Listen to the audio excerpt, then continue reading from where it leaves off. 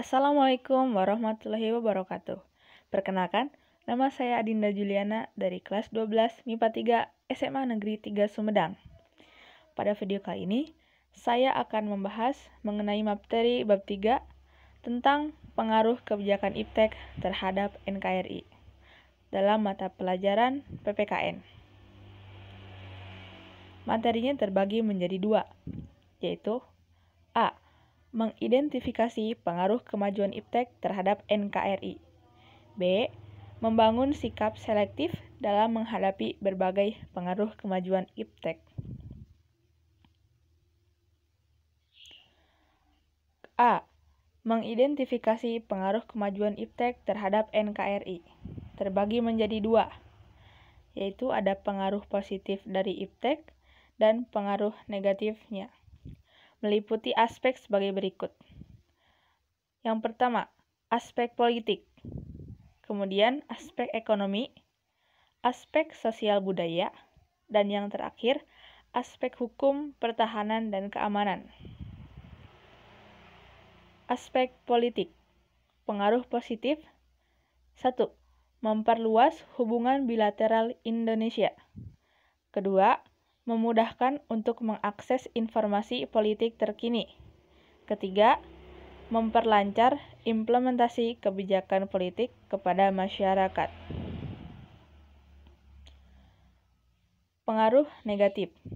Yang pertama, globalisasi memicu pemikiran liberalisme yang dapat membuka pemikiran berpaling dari ideologi Pancasila. Yang kedua, terjadi tindakan anarkis dari akibat adanya globalisasi IPTEK, seperti demonstrasi dan terorisme. Aspek ekonomi. Pengaruh positifnya. 1. Makin meningkatnya investasi asing. 2. Meningkatkan kesempatan kerja dan devisa negara. Ketiga, memperlancar laju distribusi barang dan jasa. Keempat, sebagai sarana promosi barang yang memiliki nilai ekonomis. Pengaruh negatif. 1.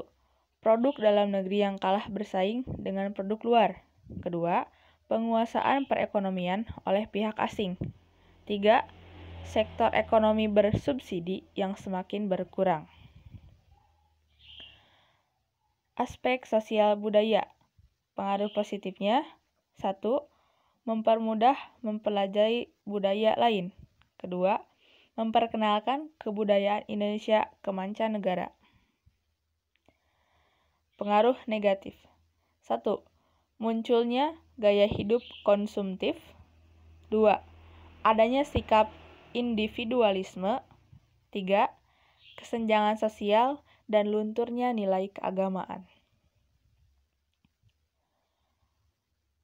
Aspek hukum, pertahanan, dan keamanan. Pengaruh positif kemajuan IPTEK. Yang pertama, makin menguatnya supremasi hukum. Kedua, menguatnya regulasi hukum. 3. Menguatnya tuntutan tugas penegak hukum. Keempat, menguatnya supremasi sipil. Pengaruh negatifnya. 1. Penyalahgunaan informasi dan data pribadi. 2. Memperluas jaringan sindikat pelaku kejahatan. 3. Penyebaran hoaks yang mengancam keamanan negara. B. Membangun sikap selektif dalam menghadapi berbagai pengaruh kemajuan IPTEK. Yang pertama, sikap tanggung jawab dalam pengembangan IPTEK. Sikap tanggung jawab ini dapat direalisasikan dengan pendidikan yang baik, terutama pendidikan formal di sekolah. Kedua, sikap selektif terhadap pengaruh kemajuan IPTEK. A.